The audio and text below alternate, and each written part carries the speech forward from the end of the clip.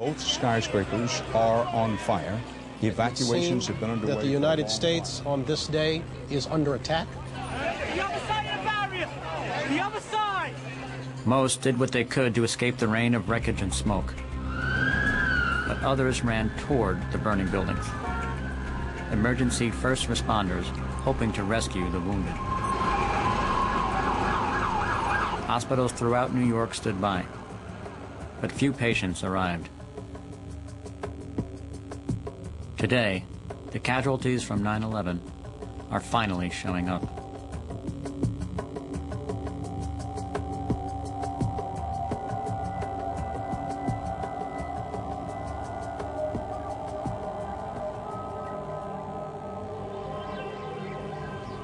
Everyone praises the dead as heroes, as they should. But there are more living suffering than dead. Detective James Zadroga.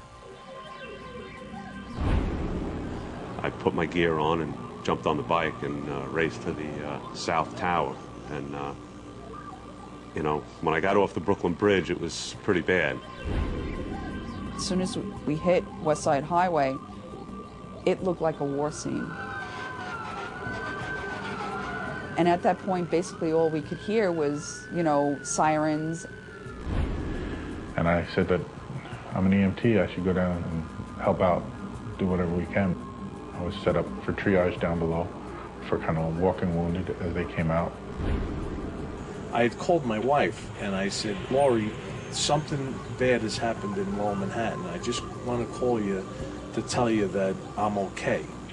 And just as I said, I'm okay, all the lines went dead. Oh my God!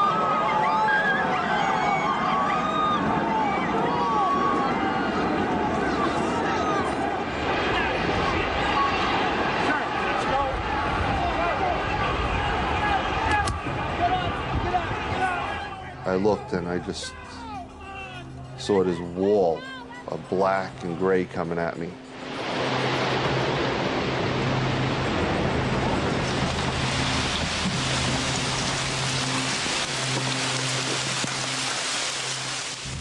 It knocked the wind out of me. I laid there. I had to catch my breath, and trying to catch your breath, you breathe it in this black cloud. You know, at that point you couldn't see, and tried to clear up my eyes. You know, my eyes were burning, I was coughing. Everybody was hacking and trying to get the stuff out of their eyes and everything because we don't know what the hell we just swallowed. You were gagging. It would be, I'd show you this rag. If I shoved it down your throat, it would be the same thing. It was, you vomited, violently vomited from it. When we get you into Stuyvesant High School, that's what I was just saying. It's only a block away. Grown men were crying in my arms, and you know, it was a little difficult because I still didn't understand myself, you know, how serious it was. All I thought about was that I was going to die right there, and how it's funny. Like I didn't think about God. I thought about how selfish I was to do what I do for a living, that now my wife is going to be a widow and my kids are going to be, sorry, that my kids were going to be orphans, you know.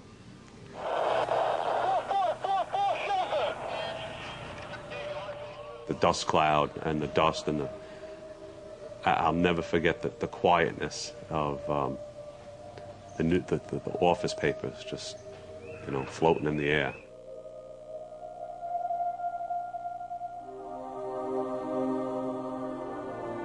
.343 firefighters and paramedics were killed in the line of duty that day in Lower Manhattan. 78 police officers died, but hundreds of other uniformed men and women survived the worst attack ever suffered on American soil. At least, they thought they had survived. Open. Say, ah. You couldn't stop. You'd cough for like 5 minutes straight. You just couldn't stop coughing. You know, you try to fight it back, and it would just come. And this is the EpiPen that I carry. If I have an asthma attack and I'm not by medication, I have to jab it into my thigh so I can get some relief. I was sick immediately. I spent 3 days in Jamaica Hospital after 9/11 because I kept on having asthma attack after asthma attack. Do you have your other prescriptions? Did you pick them up? Which ones? The Levoxyl? And I came home and I had to report back 7 in the morning to see a police surgeon. So I just came home, I showered, and I laid down. And when I woke up, I was totally blind.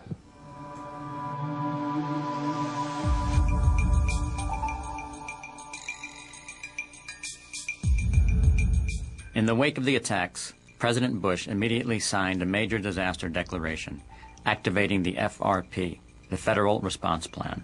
I want the entire country to know that of all of the employees at FEMA, everyone is absolutely working their hardest to do everything they can to bring all the federal resources to bear on this desperate situation.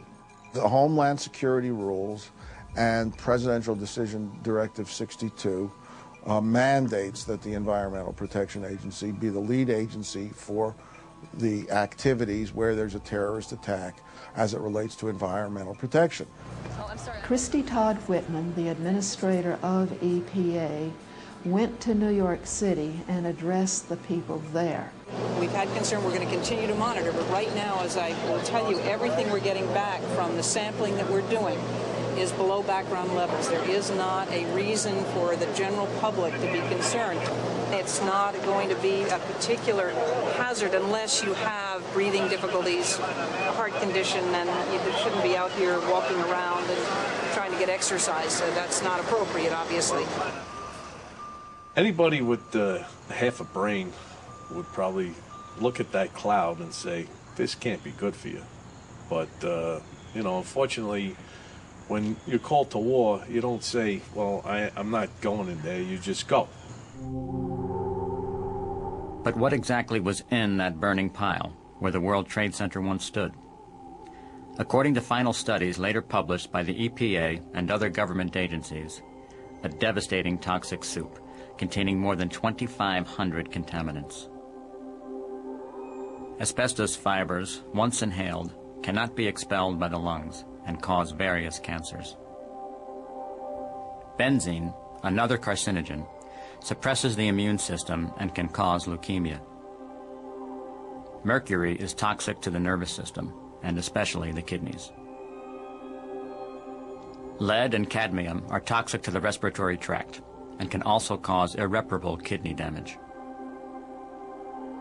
Polycystic aromatic hydrocarbons are the chemicals in cigarettes that cause lung, laryngeal, and mouth and throat cancer.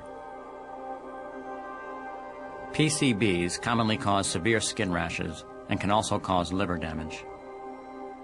Tiny particulates in the dust itself lodge in the heart, causing ischemic heart disease, often fatal.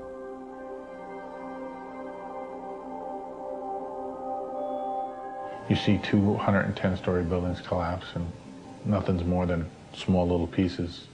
Where did the asbestos go? Where did all the concrete dust go? Where did all the fiberglass go? Where did all this go? And anybody could see that it went into the air. We had seen people being dragged off that pile, eyes streaming, gasping and coughing and choking for breath. We knew very well that people were being exposed to irritant materials as well as cancer-causing agents, really from the start. And probably had health consequences that are unlikely to have been faced in other disasters. The EPA was quick to reassure everyone that the air was safe. Like right now, we're not getting any elevated levels that indicate concern. But given the chaos of those first days, how much could the EPA have really known about the contents of that chemical soup? In the early days, it was difficult for EPA to have access. The folks who wanted to go in and set up the monitors didn't have access. There were problems with electricity. There were problems because the equipment was not available, nor were the analysts available to do the work in the first few days following the collapse of the World Trade Center. So far, we have done over 24 air samples. We're doing air monitoring, constant air monitoring. We've taken dust samples.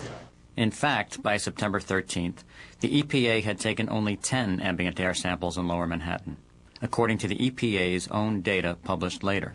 Well, if there's any good news out of all this, it's that everything we've tested for, which includes asbestos, lead, and VOCs, have been below any level of concern for the general public health.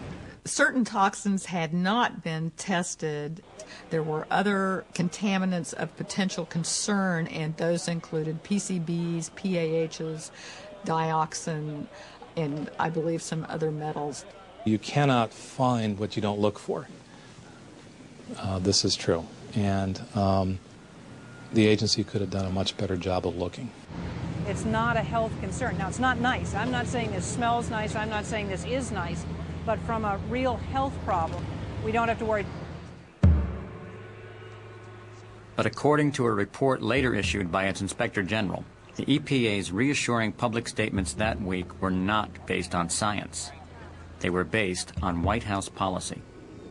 The White House, the Council on Environmental Quality, EPA, and the Occupational Safety and Health Administration worked together on the press releases. The White House had the final word, so EPA did not feel that it had ownership of those press releases. The White House Council on Environmental Quality is headed by James Connaughton, who is not a scientist. He had been appointed to his post by President Bush only months before 9/11. His previous experience? Representing large corporations in disputes about cleaning toxic waste sites, working against the EPA. White House Council on Environmental Quality is not on this. They're not even a part. They shouldn't have been involved at all. We were told that CEQ had a desire to protect the national security and to get Wall Street open, and that was the reason that the press releases were changed. The original title of the EPA's September 13th press release was subtitled, Testing Terrorized Sites for Environmental Hazards. The subtitle after the CEQ's revisions, Reassures Public About Environmental Hazards. The original draft of the EPA's September 16th press release noted several debris samples that showed levels of asbestos ranging from 2.1 to 3.3%. explaining that anything above 1% is defined as asbestos-containing material. At that point, the area should have been evacuated because we had a presumed assumption of hazard, and then testing should have been done and people allowed back in. Instead, when the statement was released, the CEQ had changed the wording. The debris samples were now described as containing small percentages of asbestos, slightly above the 1% trigger for defining asbestos material. Our work showed that more than 25% of the samples exceeded the 1% benchmark for asbestos. That's not a health-based benchmark. In fact, an EPA expert testified after 9/11 that 0.5% can be just as dangerous as 20%. This one is wonderful. This was deleted from the draft. The concern raised by these samples would be for the workers at the cleanup site and for those workers who might be returning to their offices on Monday, September 17th. So you take out the part where people are told that they need to be concerned.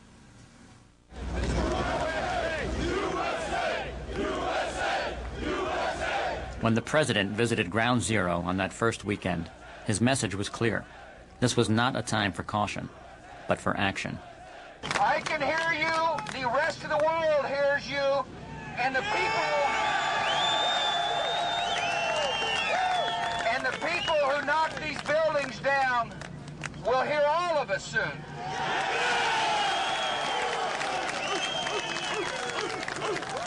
The President of the United States made a PR visit to Ground Zero and didn't wear his respirator, giving the false impression to the people that it was safe not to wear a respirator. The President of the United States himself gave that false impression.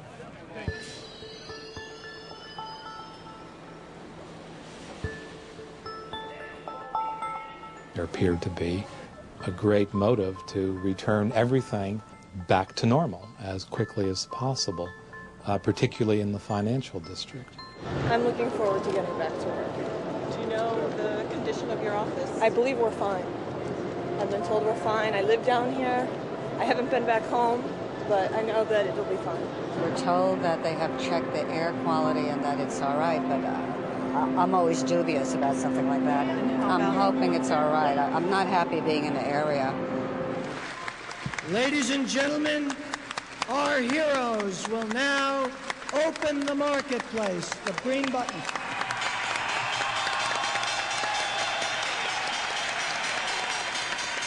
On September 18th, EPA Administrator Christine Whitman released a sweeping statement clearly designed to get America back to work, saying, "Given the scope of the tragedy from last week, I am glad to reassure the people of New York and Washington, D.C. that their air is safe to breathe."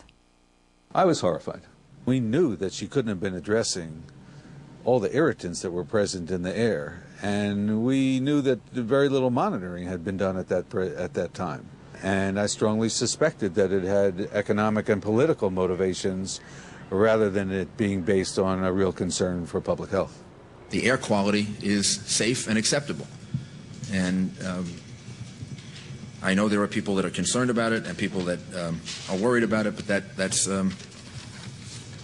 just the reality. If the mayor says it's okay, then I believe him. It's okay.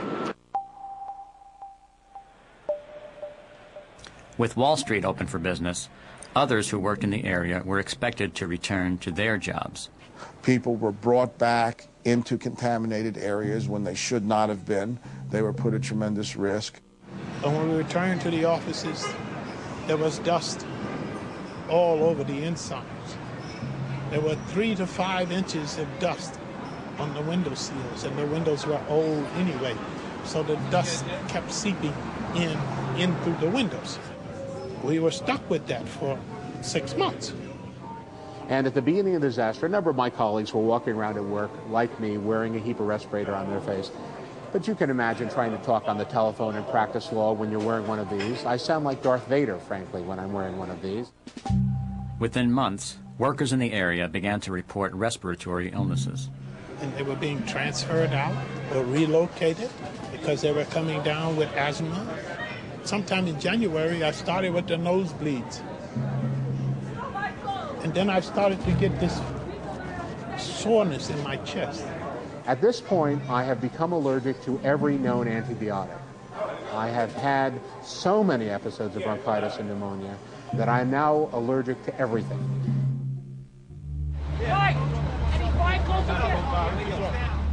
At Ground Zero, an army of workers and volunteers, over 5,000 people per day, began a cleanup process that would last for months. Below their feet, the fires continued to smolder until December of 2001. We had a slow-motion incinerator that for 3 months burned at ground level, putting computer parts and so on into a fine aerosol the people above it were breathing. It was laughable to police officers and firefighters on that pile to say the air was safe to breathe. There was particles in the air for months after. I personally feel that once the situation had come where there were no more people to be rescued, they should have put a barbed wire fence around the entire site and then put the fires out. Why the heck was there this enormous rush to clean the site up? For heaven's sakes, make the site safe and then clean it up. I went down in the pit to tunnel rat and look for victims, and I started, I was suffocating. And I thought, how ironic that I beat that building, that I survived, and I'm going to suffocate in this hole, because I thought I was dying.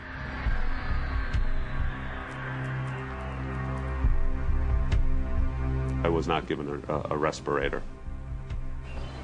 I don't know if anybody in my firehouse was given a respirator. If they were, they weren't working with me. We were not equipped with the proper breathing equipment. Just to start, the basic protections that you would see on a construction site or any kind of place where there's materials in the air, we did not have them. And we never had the proper materials for weeks and weeks after that. I was given a respirator, I think, when I went in February. And it was cumbersome. It just got in your way. We were digging for bodies. We were digging, and It was hard work. I probably didn't wear it most of the time because they had told us that it was okay. When the White House sends a message out saying the air is clear, we tend to believe it.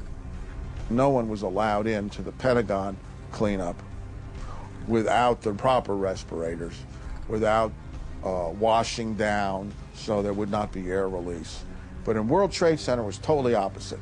People were allowed on site without any protective gear or with paper masks or with the wrong respirators, and were allowed to work with their respirators off. If they had told me and told my friends and told the cops and told the iron workers, you got to wear this or you're going to die, everybody would have worn it. You'd be a fool not to.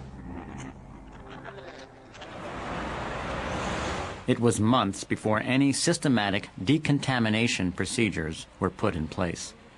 You don't leave a site without doing a vehicle washdown, without assuring that you're not literally taking contamination from the site proper and spreading it. There was nothing about decontamination probably till November. I remember going to eat lunch someplace and they made us walk through a bath. That really brought it home to me, like, you know, why are they decontaminating us now? You know, it's a little late for this, isn't it? And, you know, they never told you, throw your clothes in the garbage, wash them separately, that was it. And, to this day, that baffles me. I saw a couple of people walking around with surgical masks and things of that sort, but I never got one. Detectives John Wolcott and Richard Volpe spent months combing through World Trade Center wreckage at the Fresh Kills landfill on Staten Island.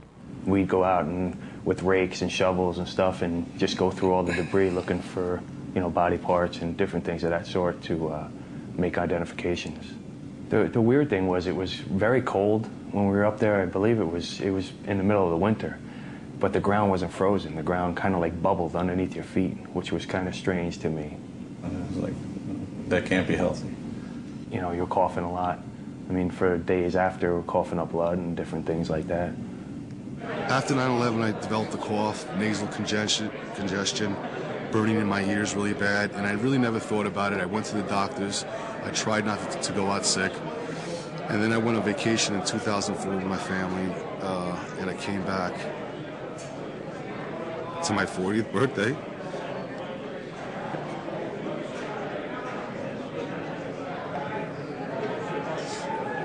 They told me I had a mass in my chest.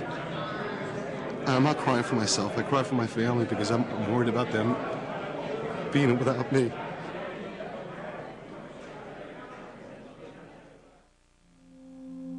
I can't breathe. My throat is constantly sore. I have mercury in my system and God knows what else. And this is short term. What will happen 5 to 10 years from now? No one knows. Detective James Adroga. I expect that the health, sort of experts are really going to have a challenge to determine what's going on with these people over time. I went home and started to cut the grass. At one time I had to actually stop and sit down and catch my breath, and I knew that wasn't good. Because I could feel that I had like smoke inhalation, and I coughed quite a bit, and I coughed up a lot of it, but I never felt better. Then one of my first patients, maybe the very first, was John Graham, who was a health and safety expert for the Carpenters Union and also an EMT. He had developed very severe shortness of breath, chest tightness, wheezing, a full picture of asthma that we were afraid was going to occur among these responders. He also had clear evidence of sinus problems with severe headaches, nasal congestion, facial pressure, postnasal drip. So he had the full picture of sinusitis as well. Nice and deeply, mouth open. Good, slowly. In August of 2002, Dr. Stephen Levin and his colleagues at Mount Sinai Hospital launched the World Trade Center screening program. A little bit more, a little bit more, a little bit more. Well, the screening program was established really as a way to evaluate people's health status as a result of what they had done and what they had been exposed to at Ground Zero, and to make sure that people got referred for appropriate care. By the time the formal screening program ended in 2004, we had seen nearly 12,000, just a few shy of 12,000. In a way, John confirmed for us all of the concerns that we had about what this responder group was at risk for. That's a lot of pills.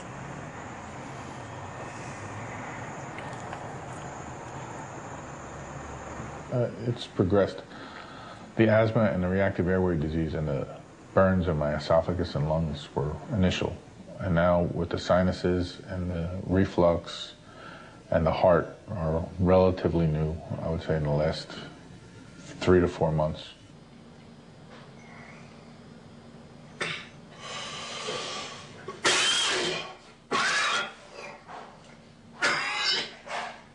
I took my medicine and I didn't have enough to eat. I was just back from the doctor and I just getting sick. I don't think that I'm going to get much better than it is today. You know, I want to try to do it whatever I can to get whatever time I have left to be the most valuable. I have obstructive airway disease.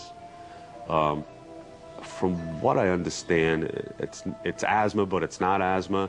It's not my lungs, it's my airway. After going through the Mount Sinai 9/11 monitoring program, they found about a half a dozen nodules on my lungs, and they found something on my kidney.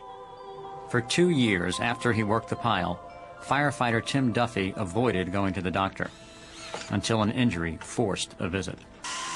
I knew because of my lung situation that I should stay away from them as long as possible, and I had stayed away.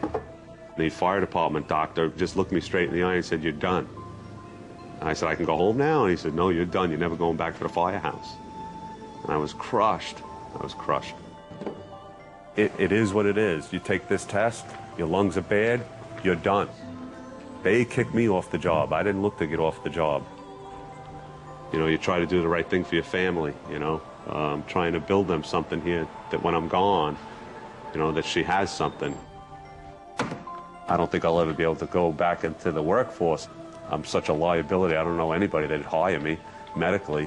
One doctor in particular came out and told me that, you know, unfortunately myself and the guys that were with me that day in digging, we were all going to come down with some form of cancer within 5, 10, 15 years and we'd all be dead. When is your surgery? We find out Thursday. Oh, okay. It's about 2 or 3 times a week he goes to the doctor. I have lung scarring. I have growths that are getting bigger in my lungs. The beginning is emphysema. Long-term possibility is cancer. How are you feeling? Considering very well. He suffers from pulmonary post-inflammatory bronchitis. It's a lot of scarring and inflammation that we think is attributable to the inhalation of the noxious dust. His lungs function only 60% of what we would predict for somebody his age and size. How do blood tests turn? Yeah, let me go get those blood tests. I was having chest pains, and I had it rechecked, and now I need from perfect heart to a quadruple bypass, which I'm having in a week or 2. All right, I have your blood tests.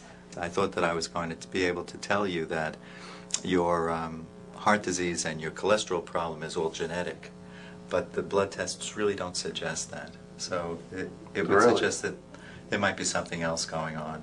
You know, we could talk about diet, but I think we'll have to... vegetarian? I know. I've never smoked in my life. Been a vegetarian over 30 years. Don't drink. Don't do drugs. And 43, I'm having a quadruple bypass. What's causing that? And where'd that come from? If you die from being down at 9/11, of course it's not going to be chalked up to 9/11. It's a pre-existing condition. Excuse me. I don't buy it.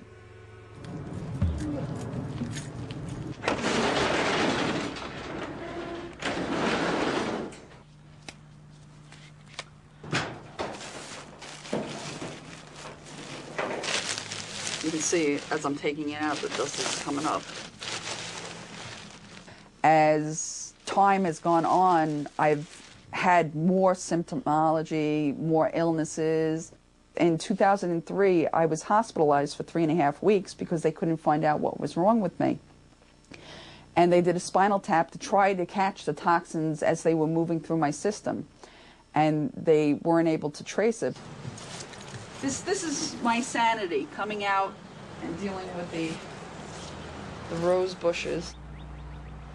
You know, you got to find beauty in something, because when you're in pain every day, you got to have something to look forward to. I have nasal problems. I have the asthma. I have nerve damage. I have sciatica. I have limited use of my left side. Because I'm chemically sensitive, because of all the stuff I was exposed to, the toxins I was exposed to down in 9/11, I had to strip all these walls down. I had to bleach them down, ammonia, so I could put up a paint that was not going to cause me any type of reactions. And then the carpet has to be hypoallergenic, and it's got special padding so the allergens don't get trapped. And here is my HEPA filter. It goes 24/7, because if I don't have the HEPA filter, I don't breathe too well. And the big thing with asthma at this point is it's enlarging people's hearts, because when you have an asthma attack, it has to compensate for the fact that you can't breathe.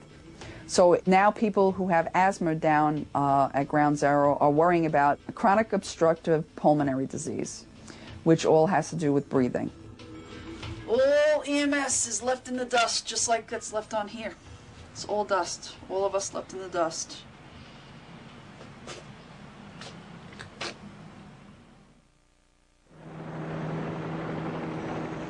One of the EPA's federal mandates is to lead cleanup efforts following a toxic disaster. But they did not take responsibility for cleaning up inside the buildings near Ground Zero until May of 2002. How can you send people back into this area, into this community, and you ain't even tested the dust that's there? Instead, the agency dispensed advice.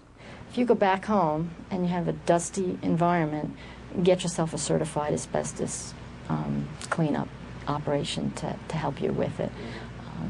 And if you've just got a minimal amount of dust, use wet mops, use wet cloths so that, you know, just in case there's anything there, you're getting it out.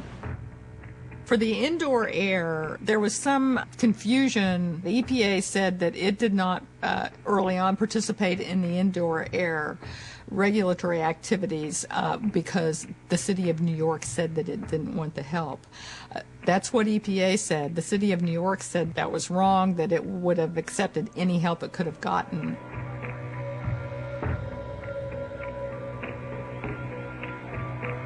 There was a huge drive to reopen the building. That was all part of the general spirit of the time, which was, let's show the terrorists, let's get back up into downtown, you know, get back up on the horse. They told us they cleaned the ventilation system. Everybody goes back into the building. The media show up. Look at these brave kids. Aren't they a model for us all? And then later we find out the ventilation system was not cleaned. So the kids are inhaling deeply this toxic dust. There were signs of illness very early on. There were rashes, nosebleeds, new onset asthma that can last the rest of their lives, chronic sinusitis. Some of the kids were taking medication that included steroids, and chemical bronchitis, chronic bronchitis. The list goes on and on. We know that there are people, both adults and children, who developed asthma as a result of coming back to that area too soon. We know that there are some people who are still working or living in environments that are still contaminated, and this material can be resuspended into the air to cause additional health consequence. The residents who live near the area, who believe the government, run a high risk of health effects 20 years down the line, including cancer. The workers already are experiencing serious health effects from working there and believing EPA and the government. The obvious response was to presume that the area was heavily polluted and needed to be tested and cleaned. The EPA refused to make that presumption except for one place, the EPA's offices in the area. The EPA Region 2's offices were cleaned in an entirely different way than Ground Zero was, and frankly more protectively. EPA did want to put some statements in some of those early press releases about how to do the cleanups, but that information was deleted from the press releases, again by CEQ. Now, obviously, if the EPA treated us the way they treated themselves, they would have cleaned up first and asked questions later. Taking some dust samples, and send this to a lab to analyze asbestos, lead, and several other toxins that are out there. Joel Kupferman is co-counsel in a class action lawsuit filed by a number of residents, office workers, students, and firefighters from Lower Manhattan. The suit names Christine Todd Whitman personally, as well as other EPA officials, claiming that they allowed thousands of people to return to their homes and workplaces in Lower Manhattan with no proper cleanup having occurred. Someone that lives at 150 Franklin Street, a person named Linda Caspi, came to us saying that she's really concerned about possible asbestos contamination. She lives on the top floor, and we discovered dust right in the elevator shaft. We tested, and we came up with 2.6% asbestos. And then the guy from EPA said, "Are you sure you didn't plant this here?" And I said, "Plant it? Where would I find it? Where would I find asbestos, you know?" The Deutsche Bank building, right next to Ground Zero, was damaged beyond repair in the attacks and scheduled for demolition.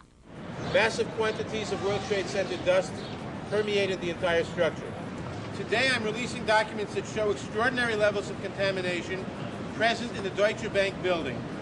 It would be nothing short of criminal negligence if we do not make certain that this teardown is done correctly so that we don't risk thousands of additional cases of respiratory distress and other diseases. It's nothing you can just kind of vacuum and scrub up. So it's going to be a problem when they take that building down. And it's going to be just like deja vu all over again. The demolition has been indefinitely postponed. The toxic legacy of the World Trade Center remains piled inside.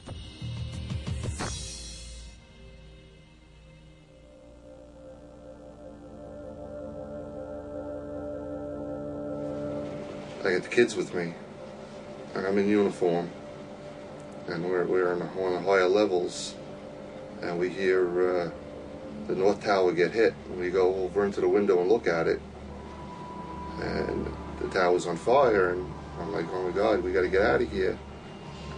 And as we go to leave, we look and we see the other plane coming. We go hit the stairs, and the stairs are just packed with people, and I'm trying to hold on to my two kids. And, you know, I'm looking, things getting closer and closer, and I'm yelling at everybody, you know, I got two kids, let them through, let them through.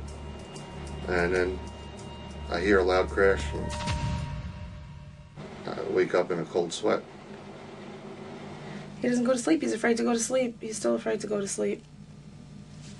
When you go to sleep, like I said, it's like going into a haunted house, you know, a fun house. You never know what's going to jump out at you.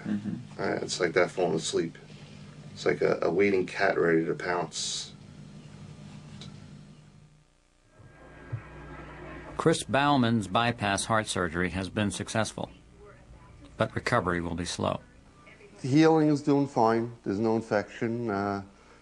They had to crack open the sternum, remove the sternum, so that's got to heal. That takes several months. While I was in there, I was having problems with my breathing. We actually met a specialist that's going to start looking into my lung problems. And I had a CAT scan done, and they had found 2 spots on it. So he's going to do further investigation on that once this is healed. This was August 18th of 2004. It's now 2006, and it's about $7,000 of bills that the police department never paid. Well, it took 4 years, but they finally put me out on a disability pension. I got some of my lung stuff in there. You gotta fight, and it's like fighting for scraps from a dog, you know. Where'd you find that? I don't even know if those bills were paid. I guess when the next collection agency calls. The city looks at it as a bottom line financial situation. They have to reduce their liability. That's wrong. There's no police officer that's going to stand up and say, I'm sick and deserve a pension from September 11th. It's not the cut of our character. You're not going to find this. Where? No, let's go. Come on. What they should be doing to these police officers that come in and say they're ill is to take them in, first off, treat them with respect, but then give them the treatment that they deserve. Money takes over people. You know, that's basically what it came to with the government. You know, let's get Wall Street going, let's get the money flowing, let's get the system flowing, and you know, as people die off, oh well. Right now, I don't know. You know, everything I had planned out, everything I had drawn out that I wanted to do. I looked at my future and I see a stop sign. I see a big stop sign. My 1199 union, I had insurance through there. Okay, this is the first cancellation of my benefits. It says it was canceled June 2nd, 2004. But if you look, the date that I got the letter was August 17th, 2004. They canceled my insurance 2 months prior to notifying me. They take it away, they give it back to me. They take it away, they give it back to me. They take it away, they give it back to me. And it's always, I'm tired of fighting. That's 20 grand worth of bills sitting there. That pile there is, close to 10 grand. Workman's comp, you get $400 a week, and you get a check every 2 weeks when it shows up, if it shows up. I mean, right now, workman's comp, they're 2 checks behind with me. I just got Social Security disability recently. That was a big fight. Everything that you try to do, whether it's an application process or whether it's a benefit that you're entitled to, you have to fight for. You know what? I'd love to go out and work. But you know what? Physically, I can't. On the morning of September 14th, I was on the pile on the South Tower. I saw an enormous swatch of red, and all of a sudden I called everybody, and 5 or 6 guys came around me. As we dug further, we had seen white, and then a corner of blue with a star, and the thing was enormous. It was the actual flag that was flying on top of the towers that came down. I got a commendation from President Bush. The 4-man rescue team was recognized for recovering the flag. Mike McCormick has reactive airway disease, gastroesophageal reflux, nodules on his left lung, and chronic sinusitis.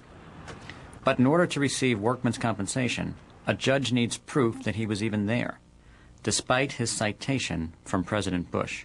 Do you swear or affirm that the testimony you're about to give will be the truth, the whole truth, and nothing but the truth, so help you God? So help my God. I was there from 3 hours from after the buildings went down, and I spent about 2 or 3 hours a day on the pile, giving out supplies and so forth. Where did you sleep when you were down? Down at Battery Park. Where? What facility? What type of facility? In the Humvee.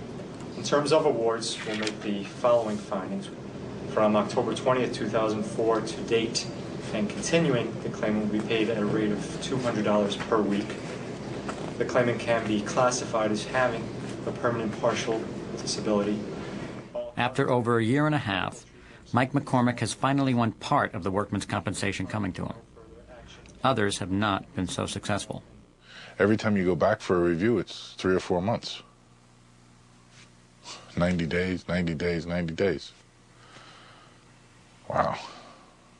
It's years of 90 days. EMT technician John Graham has petitioned the Workmen's Comp Board 3 times. When I first started this, I was a lot more aggressive. I had a lot more strength, and now I see their plan. It's kind of like, wait, they'll go away because they'll lose their strength. And what is most horrible is that so many of our patients have had to fight for a year, 2 years, to get treatment money in addition to wage replacement, and then when they're successful, the maximum they can get is $400 a week. I'm angry. I'm angry that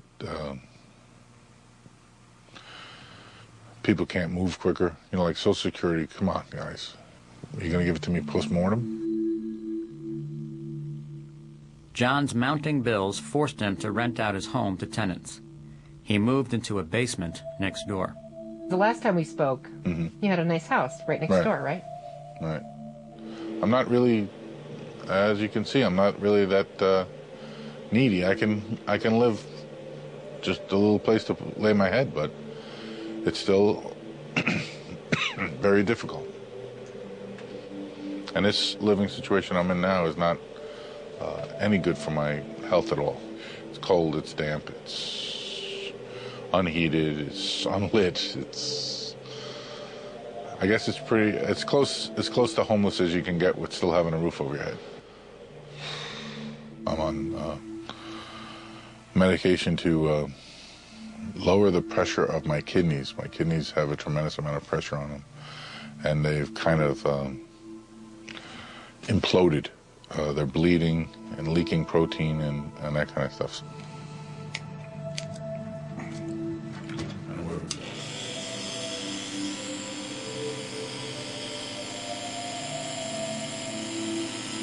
I don't want to live here. I mean, does living here make you depressed? Does being in this room make you depressed?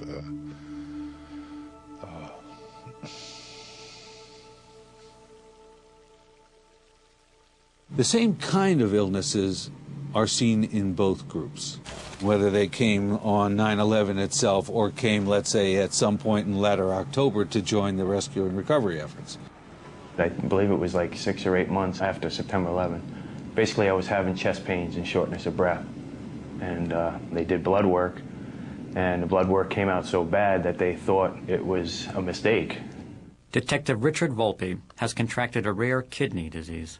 Right now, I'm well below 50% function in both my kidneys. Are they going to be able to do a transplant or help you? Well, I'm going to have to be put on a list, but usually it takes about 5 years before they can find a donor.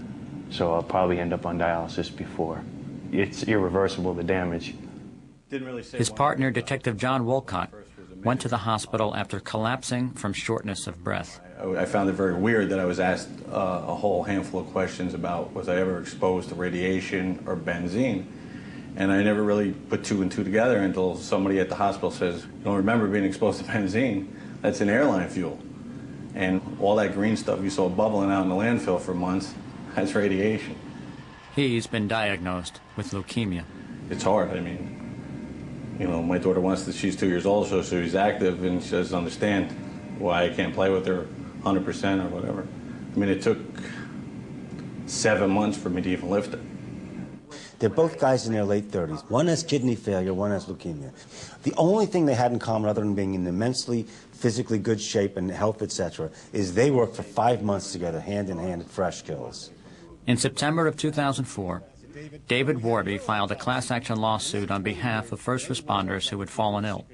And that has been the government response. Wait, deny, wait, deny, wait, deny. Back then, he had a few hundred clients. Today, the lawsuit includes over 8,100 police officers, firefighters, and rescue workers from 9/11, all of whom have fallen ill as a result of toiling in the toxic ruins.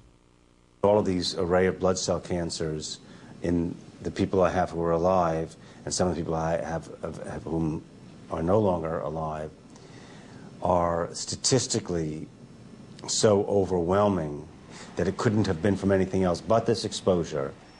The suit specifically names the various companies hired by New York City to oversee the removal of 1.2 million tons of debris, claiming that more safety precautions should have been used to protect workers from the World Trade Center dust.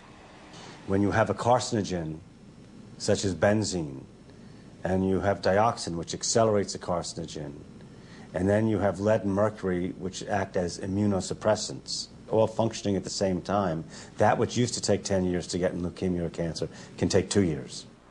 Warby and his clients are seeking compensation and funding, not just to screen World Trade Center workers for illnesses, but to treat them as well.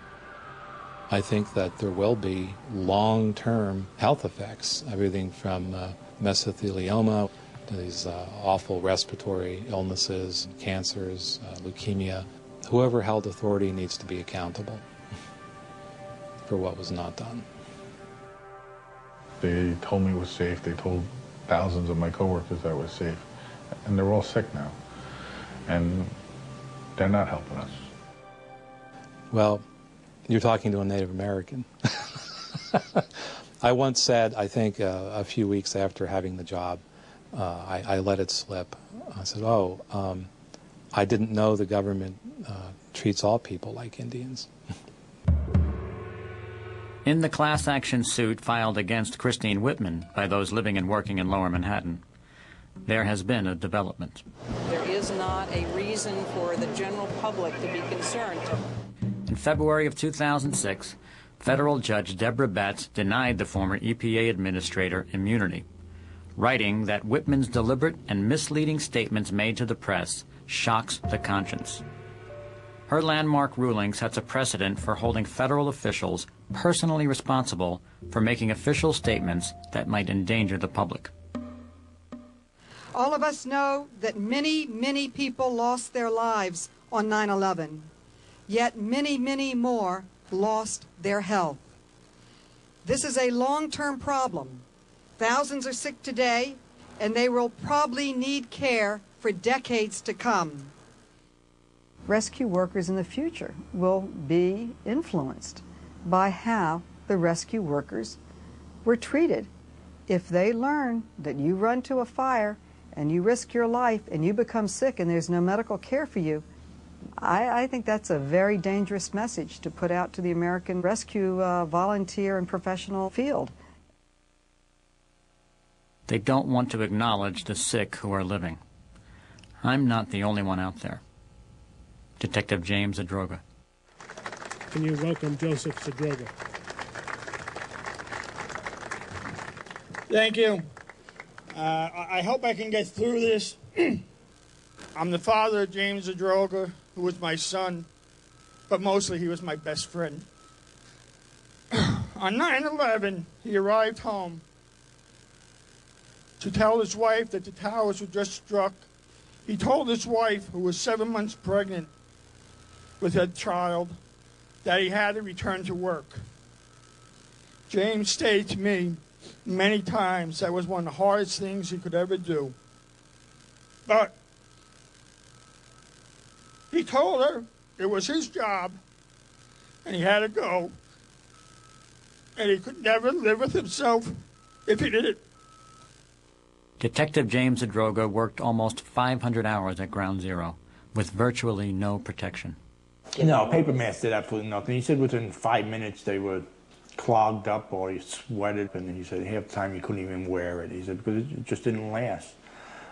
He did express one story to me that he saw a lieutenant walking by with 5 masks and respirators. And he asked the lieutenant if he could have one of the respirators. And the lieutenant said, no, this is, I can't give you one, this is for the brass, you know.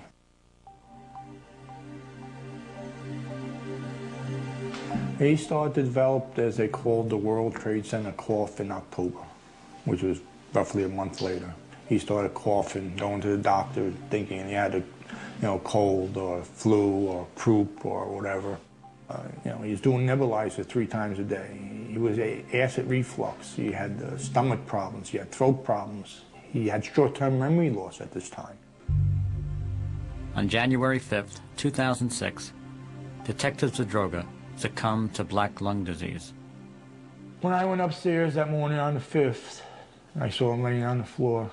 I mean, I knew right away he was dead as soon as I opened the door. The baby fell asleep in his room that night on the bed, watching television with him. So she was on the bed. I was on the floor with him, and the baby wakes up and said, "What's the matter?" And I said, "Your father's gone." Excuse me.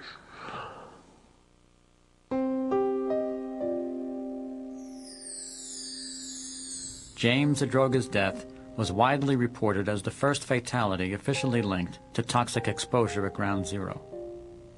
Many do not believe that he was the first, and fear he will not be the last. What's scary about that is that we all spend time down there. and after Felix passed away, and now Debbie, and numerous others, we're all pretty frightened as to who's next. We've had deaths we don't want anymore. We have sicknesses we want no more. We want the information so that we can make educated medical decisions. This is an outrage to treat people this way. Not to be able to make sure that they are taken care of, to watch their lives be disrupted, turned upside down, watch them worry about whether they're going to be able to pay the mortgage, whether they're going to be able to keep their kids in school. These people deserve better than that. Stop the lies. Please, stop lying to people. I know it would have cost more money to do it differently. I know it would have cost more money, and maybe it wouldn't have been in the best interest of the security of the country to keep Wall Street closed for another couple of weeks and that kind of stuff, but it's not fair to kill people. Yeah, we were basically ignored and forgotten. I don't know. The old stand behind your president no matter what because he's the leader of your country has been changed in my mind. I still believe you respect the title, but you can't respect the man anymore. We're neglected. We're absolutely neglected. We are the dust that they're trying to sweep away and hope it's going to blow away. We have become the lost souls and the dust that are still left at ground zero.